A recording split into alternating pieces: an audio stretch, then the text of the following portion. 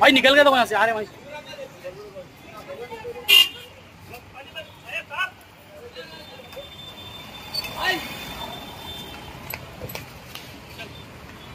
రెండో ఇల్లు మద్దిరాలపాడులోనే ఈ ఊర్లోనే ఒక అలుదాసు స్త్రీను బీసీ గౌడ కులస్తుడు, భూమి లేదు, వేరే ప్రాంతాల నుంచి ఈ ఊరుకొచ్చి సెటిల్ అయ్యాడు. భార్యాభర్త ఇద్దరు పండ్లు అమ్ముకుని ఒక 400-500 రూపాయలు సంపాదించుకుని వాళ్ళు ఎంత ధైర్యంగా ముందుకు పోయారంటే, ఇద్దరు పిల్లలుంటే ఇద్దరిని ఇంజనీరింగ్ చదివిస్తున్నారు. ఇంజనీరింగ్ 2వ సంవత్సరం ఒక అబ్బాయి, మొదటి సంవత్సరం ఒక అబ్బాయి. అప్పు చేసి పిల్లల్ని చదివించారంటే మనస్ఫూర్తిగా కుటుంబాన్ని అభినందిస్తున్నాను, కంగ్రాచులేషన్స్ కూడా తెలియజేస్తున్నా. ఇదొక స్ఫూర్తి. నేను ఆ అబ్బాయి చూశాను, ఇల్లు కూడా 40 ఏళ్లే, అతను 45 సంవత్సరాలు, భార్యకు 40 సంవత్సరాలు. అప్పుడే షుగర్ వచ్చింది. ఏంటా ఈ వయసులో షుగర్ అంటే, ఎక్కువ టెన్షన్ అయిపోయింది అన్నాడు. నీకు టెన్షన్ దేనికోసం అంటే, పిల్లల్ని చదివించాలి, మళ్లీ నేను ఇలాంటి పనులన్నీ చేయాలి, నేను పోయి పళ్ళు తీసుకొస్తాను, నా భార్య అమ్ముతుంది, దీనివల్ల పిల్లల్ని చదివించి పైకి వస్తున్నాం అంటే, ఇల్లు లేదంటే ఇల్లు శాంక్షన్ చేయమన్నాను. ఇంటి జాగా కూడా లేదు.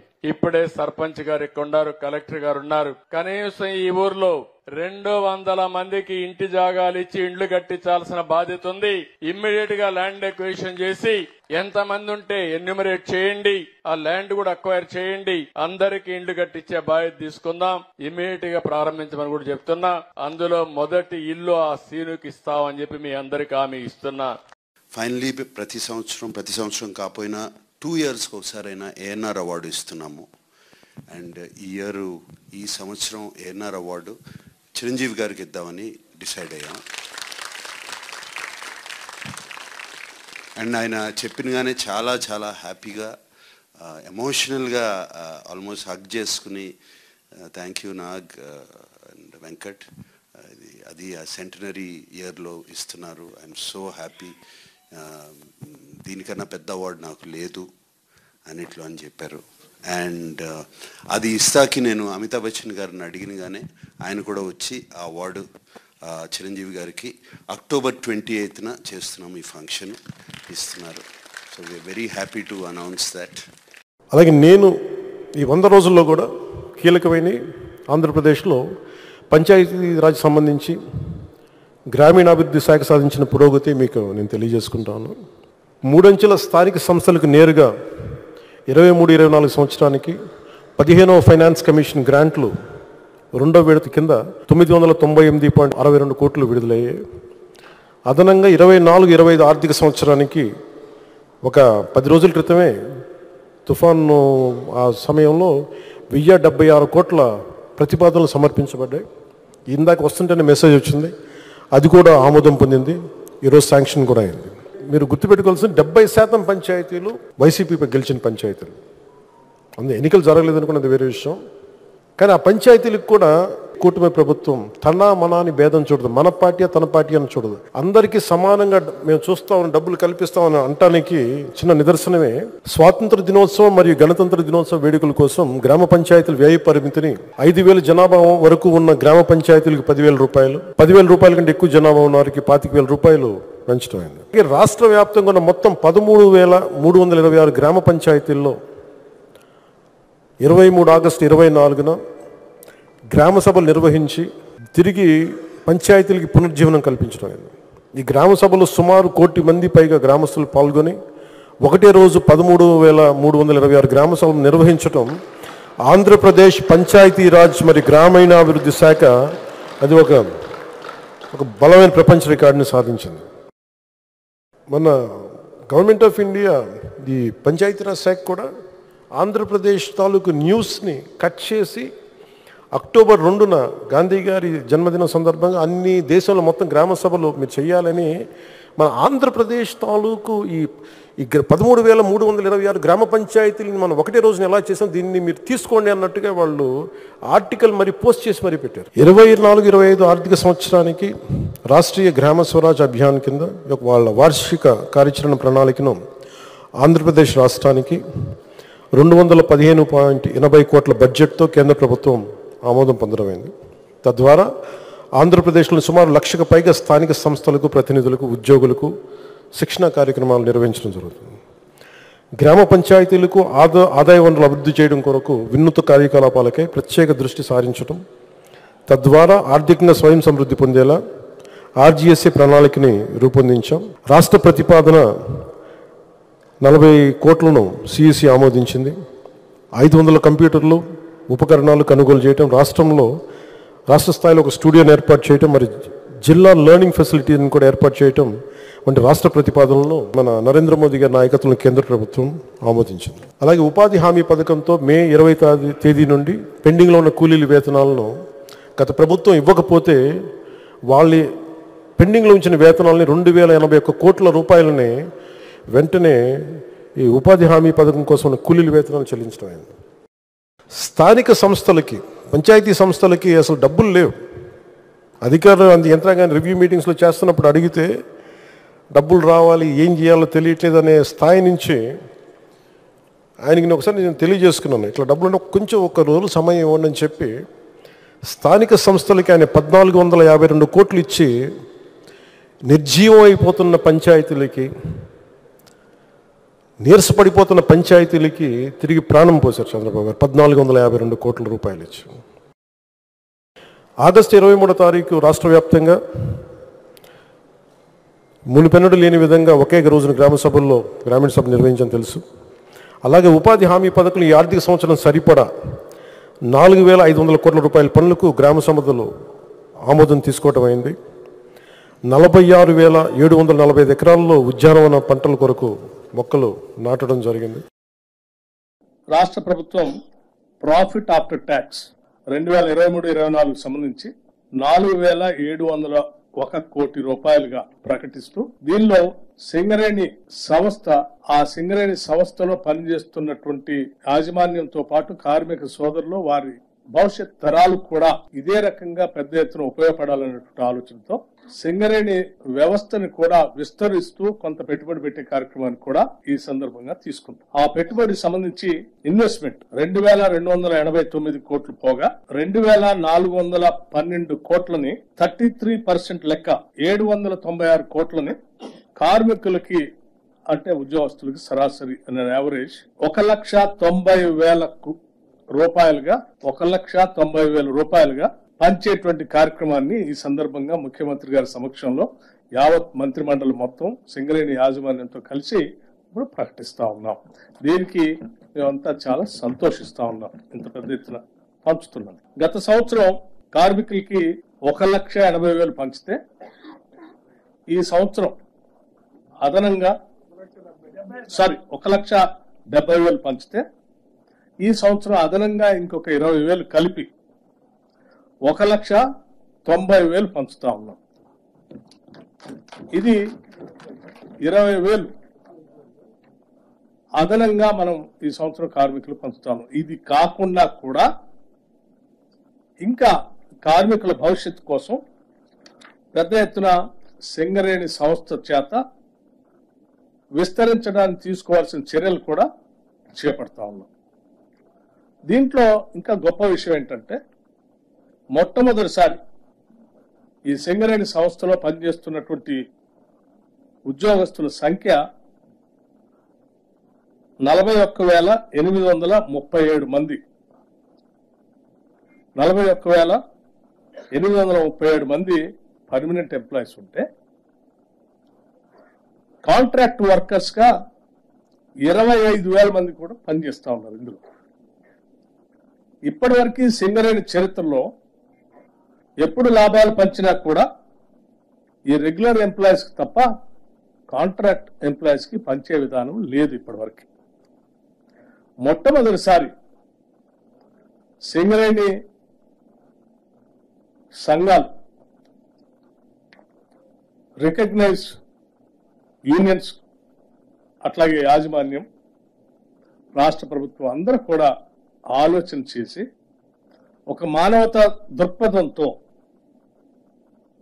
వీళ్ళు కూడా పనిచేస్తున్నారు కాబట్టి వీళ్ళకు కూడా కొంత మనం చేయాలనేటువంటి ఆలోచనతో మొట్టమొదటిసారి ఈ కాంట్రాక్ట్ ఎంప్లాయీస్ కూడా ఒక్కొక్కరికి 5,000 రూపాయల చొప్పున మొదటిసారి పంచుతా ఉన్నాము. ఇది సింగరేణి చరిత్రలో మొట్టమొదటిసారి.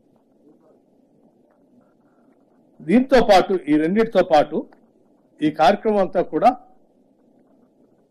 దసరా పండగ కంటే ముందే ఈ లాభాలని ప్రకటించాలని, తద్వారా సింగరేణి కార్మికులంతా కూడా దసరా సందర్భంగా పెద్ద ఎత్తున వాళ్ళు ఉత్సవాలు చేసుకోవాలని ఆలోచనతో ఈ కార్యక్రమాన్ని ఇప్పుడు ప్రకటిస్తూ, భవిష్యత్తులో ఈ లాభాలు వాళ్ళతో పంచడంతో పాటు సింగరేణి వ్యవస్థని వాళ్ళ నెక్స్ట్ జనరేషన్స్ కూడా ఉపయోగపడేటట్టుగా విస్తరించే కార్యక్రమంలో భాగంగా ఆ పెట్టుబడులు కూడా కొంత పెట్టుబడి పెడతా ఉంది. దాంట్లో భాగంగా సింగరేణి కాలేజ్ సంబంధించి 1,000 మెగావాట్ల సోలార్ పవర్ ప్లాంట్ సంబంధించి ఒక విధానపరమైన నిర్ణయం. Namaste.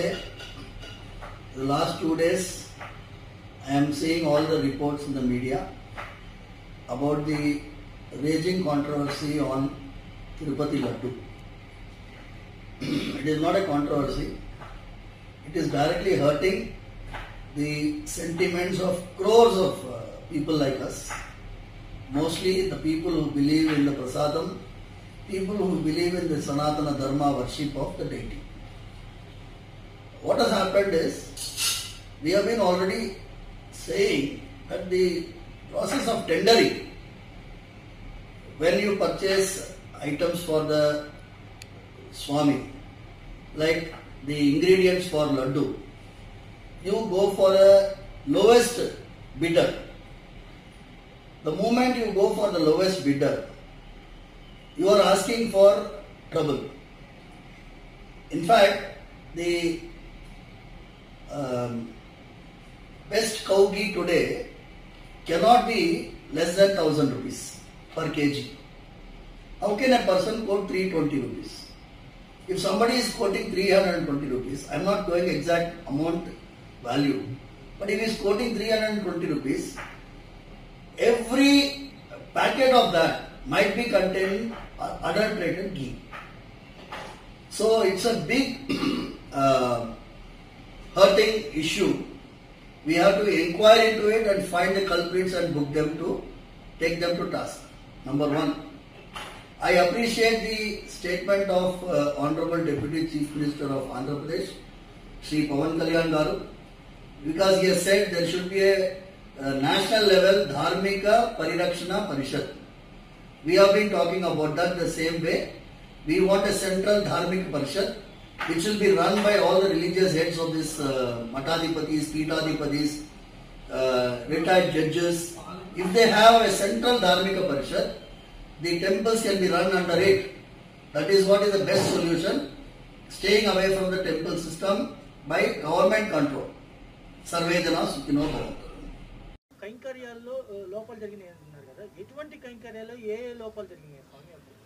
చెప్పాను కదా, ఇదే ప్రసాదాల్లో కల్తీ జరగడం అనేది ఒకటి. అది ప్రసాదాలు తిన్నప్పుడు కానీ ప్రసాదాలు చూసినప్పుడు కానీ అది ప్రతి భక్తుడికి అర్థమైపోతుంది.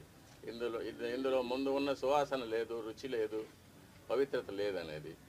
అలాగే అన్నప్రసాదాల్లో కూడా ఈ కల్తీ నెయ్యి వాడి పొంగలు, చక్కెర పొంగలి, సీర మొదలైన వాటిలో కూడా ఇది కలిపి ఉన్నారు. ఇది స్వామివారికి మా చేతులతోనే నైవేద్యం చేయవలసిన దురదృష్టం కూడా మాకు ఏర్పడింది.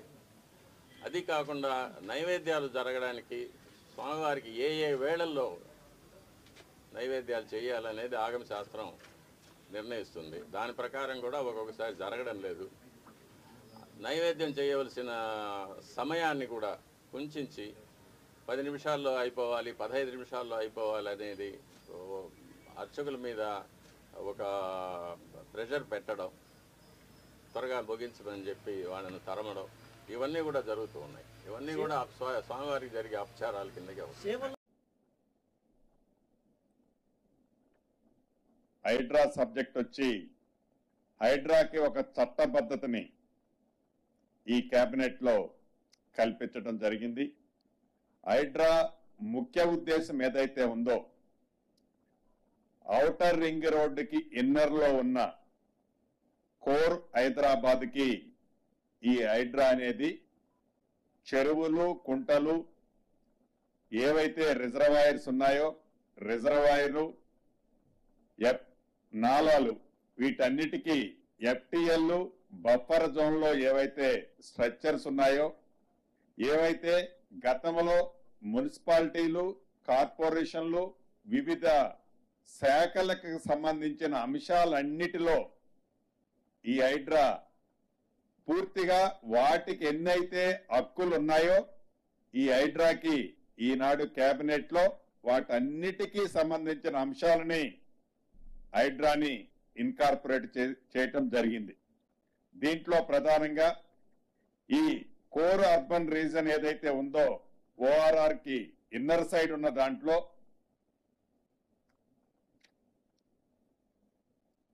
27 అర్బన్ లోకల్ బాడీస్ ఉన్నాయి.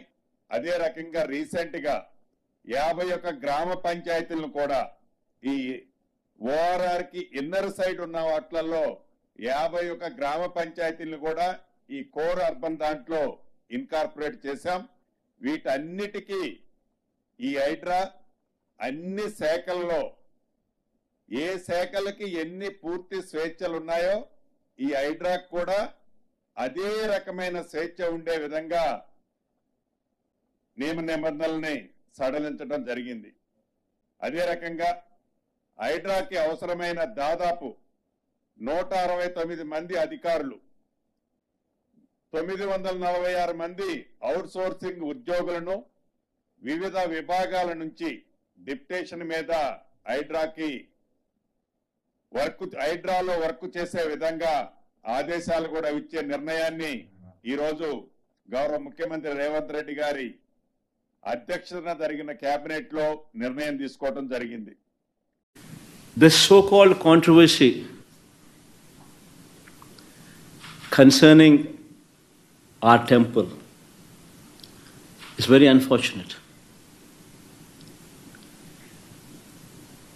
The worst part is, why did Chandrababu Naidu resort to such practices?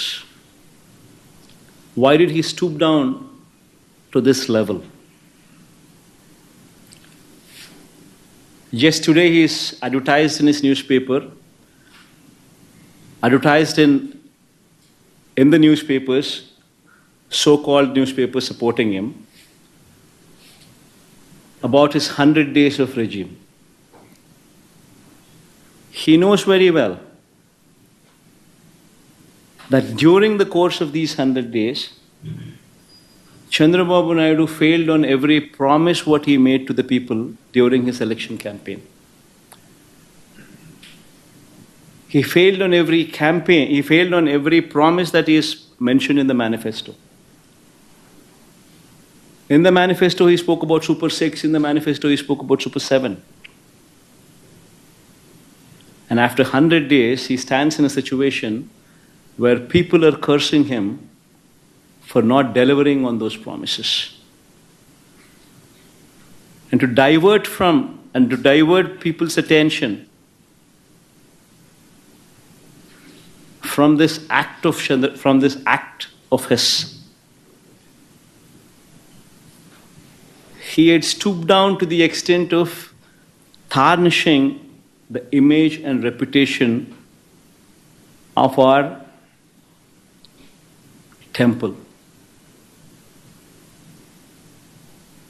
In fact, the most unfortunate thing is, TTD board is a very renowned board. It comprises of people from all over the country. People with high stature, people who've been recommended by the central ministers, people who've been recommended by the chief ministers of neighboring states. All of them become party to the board. All of them are the members of the board. Such is the reputation of TTD board. And what has actually happened here is just a routine practice which has been twisted for political gains. See, process is not new. Every 6 months, TTD routinely calls for tenders. Routinely, people who have been selected as L1 will be awarded the contract of supply of these materials for these preparation of these supply of these ingredients in preparation of these laddus or any such things. This is a routine process. The criteria of qualification and these kind of things were not set recently. They've been in existence for decades. Not that it's come out of the blue only in recent years. No, not so. This is a routine process, online tendering process, where anybody who fits into this qualification is free to participate in these tenders online. And if he qualifies, he becomes L1. And it is ratified by the board. It's as simple as that. Now coming to the procedure. Now coming to the practices which are in store. Every company which is qualified, if they were to supply any ingredients, any tanker, they would have to ensure that every tanker what they supply would have to be carrying NABL certificate, National Accreditation Board for Labs certificate, whatever this board, National NABL certify, whatever certificate these people give them, that certificate on product quality would have to be obtained with every tanker these people bring. And the process doesn't stop there. When these people come, when this tanker comes with this particular accompanied certificate, then after that, TTD also mandatorily conducts 3 tests, collecting 3 samples from every tanker. This is mandatory, compulsory. And all the 3 tests conducted by TTD, only when they pass out,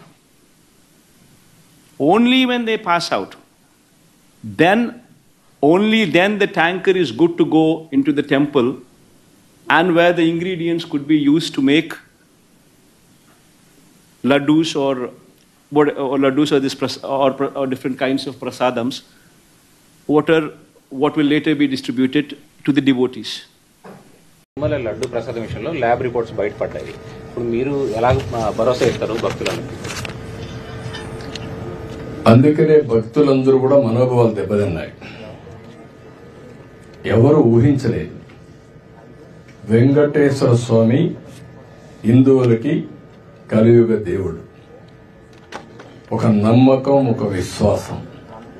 అందుకని ఎప్పుడు కూడా అందరూ నమ్మేది, ఎవరైనా వెంకటేశ్వర స్వామికి అపచారం తలపెడితే next జన్మలో కాదు ఈ జన్మలోనే పనిష్మెంట్ ఇస్తాడని.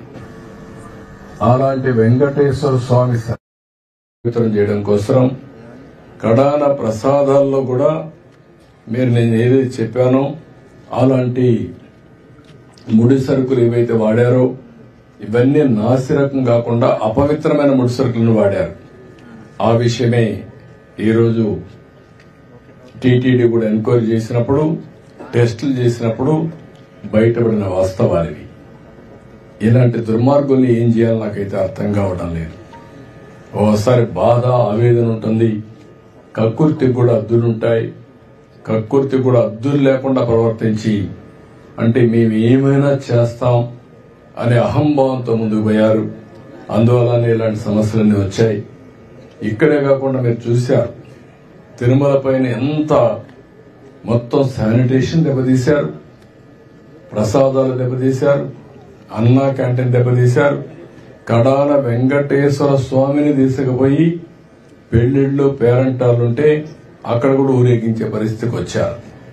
నేను ఆ రోజు కూడా తప్పు పట్టాను. రాజకీయ ప్రయోజనాల కోసం ఒక వెంకటేశ్వర స్వామిని వాడుకోవడం కరెక్ట్ కాదు. ప్రజలందరూ కూడా, హిందువులందరూ కూడా జీవితంలో ఒక్కసారైనా వెంకటేశ్వర స్వామి దగ్గర రావాలి, దర్శనం చేసుకోవాలి, అదే మరి వారి కోరికలని చెప్పుకోవాలని చెప్పి వస్తారు. అలాంటి నమ్మకమైన ప్లేస్ ని మారించడం చాలా దుర్మార్గం. ప్రక్షాళన ప్రారంభించాం. ఇప్పటికే చాలా వరకు ఇంప్రూవ్మెంట్స్ వచ్చాయి. దీన్ని లాజికల్ గా తీసుకెళ్తాం. ఏవైతే మాకు ఆధారాలు దొరికితే అలాంటి వాళ్ళపైన కఠినమైన చర్యలు కూడా ఉంటాయి. ఎవరైనా సరే తప్పు చేస్తే శిక్షించాల్సిందే. దానికి కూడా దోహదం. ఇంటి వద్ద తిరుమల సెట్ వేసి చాలా విన్యాసాలు చేశారు. విన్యాసాలు చేసి పైశాచిక ఆనందాలు పొందారు. అందుకే నేను చెప్పింది ఏంటంటే, ఈ రోజే కాదు, చాలా రోజులు భక్తులందరూ మనోభావాలు దెబ్బతిని చాలా మంది చాలా విధాలుగా బాధపడ్డారు. అందుకే మీరు, నేను నిన్న కూడా చెప్పాను, ఎప్పుడు నా లైఫ్ లో ఇంత పెద్ద ఎత్తున గెలుపు రాలేదు. దానికి కారణం ఇలాంటి విషయాలన్నీ కూడా ప్రజల్లో ఒక చైతన్యం తీసుకొచ్చాయి. ఒక మాటలో చెప్పాలంటే ఒక రెవల్యూషన్, ఒక సైలెంట్ రెవల్యూషన్ వచ్చింది. దాని ఫలితమే నేను ఎలక్షన్ రిజల్ట్స్. ప్రసాదంలో జంతువశేషాలు వాడడం మీద ఏమన్నా ఎంక్వైరీ ఏమన్నా చేస్తున్నారు? మీకు ఈ రోజు వచ్చిన రిపోర్ట్ లో ఎవిడెన్స్ వచ్చాయి. ఆ ఎవిడెన్స్ లో ఏది అనేది నిర్దిష్టంగా ఇది ఇన్ఫీరియర్ క్వాలిటీ ఉన్నాయి, ఇలాంటి పదార్థాలు కూడా ఉండడానికి ఇలాంటి ముడిసరుకు ఉందని చెప్పడానికి అవకాశాలు ఉన్నాయి. చాలా స్పష్టంగా చెప్పారు. కొంతమంది ఇప్పటికే పారిపోయారు. ఇప్పటికే అందరినీ డిస్కంటిన్యూ చేసి పవిత్రమైన నెయ్యి తీసుకొచ్చాం. అది కూడా టోటల్ ప్రాసెస్ లో పెట్టారు మన వాళ్ళు. దానివల్ల క్వాలిటీ కూడా గణనీయంగా పెరిగింది. భక్తులు కూడా హ్యాపీగా ఫీల్ అయ్యే పరిస్థితికి వచ్చారు. దీన్ని ఇంకా నెక్స్ట్ లెవెల్ కట్ చేసే పోలు తీసుకెళ్తాం. పాతవన్నీ కూడా ఏ విధంగా యాక్షన్ తీసుకోవాలో యాక్షన్ తీసుకుంటాం. ఎవరు చేశారు, ఏం చేశారు, అవన్నీ కూడా యాక్షన్ తీసుకుంటాం. Okay, thank you. Revanth Reddy గారు హైదరాబాద్ కు మంచి నీళ్లు తీసుకుపోతా, మూసీకి నీళ్లు తీసుకుపోతా అంటుండు. దానికి కూడా కేసీఆర్ కట్టించిన కాళేశ్వరమే కదా దిక్కు, దానికి కూడా మల్లన్న సాగరే కదా దిక్కు. ఇవాళ రేవంత్ రెడ్డి గారు ఈ మల్లన్న సాగర్ నుంచి గోదావరి నీళ్లు తీసుకుపోయి మూసీని శుభ్రం చేస్తా అంటుండు. హైదరాబాద్ ప్రజలకు మంచి నీళ్లు ఇస్తా అంటుండు. సంతోషమే, కానీ అది ఎట్లా సాధ్యమైంది? కాళేశ్వరం వల్ల సాధ్యమైంది. కేసీఆర్ కట్టించిన మల్లన్న సాగర్ వల్ల అనేది సాధ్యమైందనే విషయాన్ని ఇవాళ మీరు గుర్తుపెట్టుకోవాల్సిన అవసరం ఉంది. ఎన్నికల ముందు అబద్దాలు ప్రచారం చేసిండ్రు. 1,00,000 కోట్లు వృధా అయినాయి, కాళేశ్వరం కొట్టుకుపోయిందని మాట్లాడిండ్రు. ఖర్చు అయిందే 93 లక్షల కోట్లు, 93,000 కోట్లు. కానీ 1,00,000 కోట్లు పోయిందని, మొత్తం అవినీతి జరిగిందని మాట్లాడిండ్రు. మరి ఖర్చు అయిందే 93,000 కోట్లు అయితే 1,00,000 కోట్ల అవినీతి జరుగుతుందా? మరి మొత్తం కాళేశ్వరం కొట్టుకపోతే సముద్రాన్ని తలపించే ఈ మల్లన్న సాగరు ఎక్కడికెళ్ళి వచ్చింది అని అడుగుతా ఉన్నా. ఇప్పటికైనా అట్లా మాట్లాడే వాళ్ళు వచ్చి ఒక్కసారి మల్లన్న సాగర్ ను చూడండి, కొండ పోచమ్మను చూడండి, రంగనాయక్ సాగర్ ను చూడండి. ఇవన్నీ కాళేశ్వరంలో అంతర్భాగం కాదా అని నేను అడుగుతా ఉన్నా. పోయినసారి ఆగస్టు నెలలోనే చేప పిల్లలు వేశాం. ఇవాళ సెప్టెంబర్ 20 తారీఖు వచ్చిన ఈ ప్రభుత్వం ఇప్పటి వరకు చేప పిల్లలు వేయడం లేదు. మత్స్యకారులు, మా ముదిరాజులు, మా బెస్త కమ్యూనిటీ వాళ్ళు ఆ చేపలతో బ్రహ్మాండంగా జీవిస్తా ఉన్నారు. కేసీఆర్ పుణ్యమాని చెరువులు మంచిగైనాయి. చెరువులను ప్రాజెక్టులతో అనుసంధానం చేసిండు కేసీఆర్. కాలం కాకపోయినా ప్రాజెక్టుతో చెరువులు నింపుకునే అవకాశాన్ని కేసీఆర్ ఇచ్చారు. ఇవాళ అన్ని చెరువులు నిండు కుండల్లాగున్నాయి. ఇంకెప్పుడు చేప పిల్లలు వేస్తారు? ఆగస్టులో వేయాల్సిన చేప పిల్లలు సెప్టెంబర్ 20 తారీఖు వచ్చినా ఇయ్యకపోతుంది. ఇప్పటికైనా ప్రభుత్వం వెంటనే అన్ని చెరువుల్లో, ప్రాజెక్టుల్లో చేపలు, రొయ్యలు వేసి ముదిరాజులకు, బెస్త కులస్తులందరికీ కూడా ఉపాధి కల్పే విధంగా వెంటనే చర్యలు తీసుకోవాలని నేను ప్రభుత్వాన్ని డిమాండ్ చేస్తున్నాను.